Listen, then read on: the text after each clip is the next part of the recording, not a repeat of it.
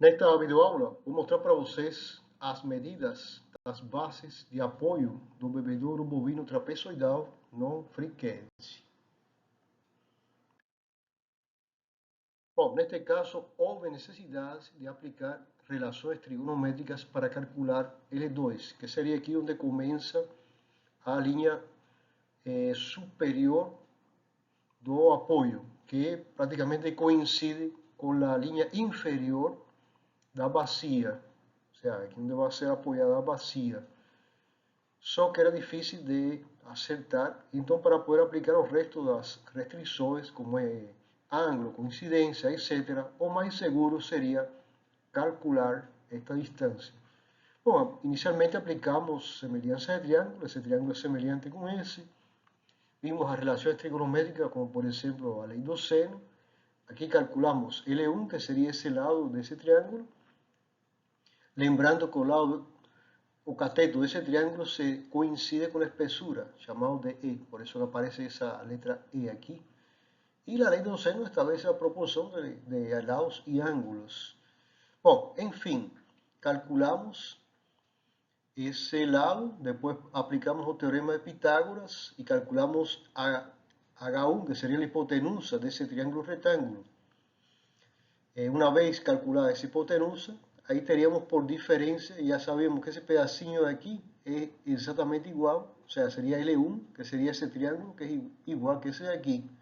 Então, por diferença de H1 menos L1, calculamos o L2 que precisamos, e a partir daí, tudo fica mais fácil para desenhar ou seja, as bases de apoio. Bom, aqui estão as medidas. Ficaria assim mais ou menos lá no FreeCAD. Eu vou fazer com vocês na próxima videoaula. Então teríamos aqui o ponto inicial 260, porque 300 que era onde começava o contorno interno da bacia, menos os 40, aí fica 260. Depois a bacia, o contorno externo, terminava em 700, então agora mais 740 teríamos outro ponto. Já com isso é suficiente, porque os ângulos continuam sendo os mesmos. Faltou definir essa altura aqui, eu acredito que 250 milímetros, ou seja, um pouquinho acima do contorno interno da bacia, da altura do contorno interno, que era 200, já seja suficiente. Se for necessário, a gente mais tarde, depois, modifica, não, essa altura, modifica o sketch e, consequentemente, modifica o sólido completo.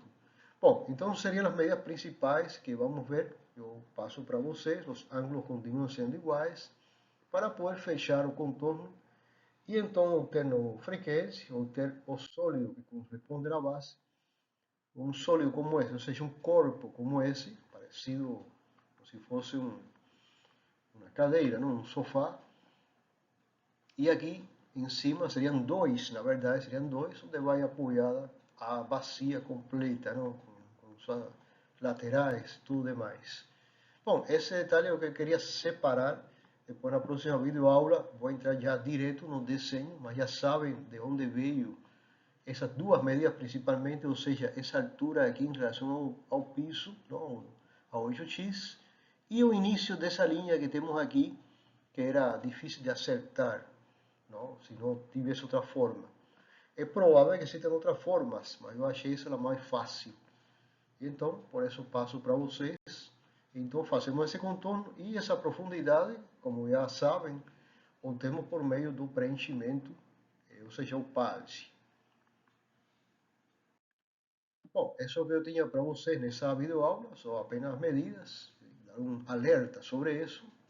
Muito obrigado e até a próxima videoaula.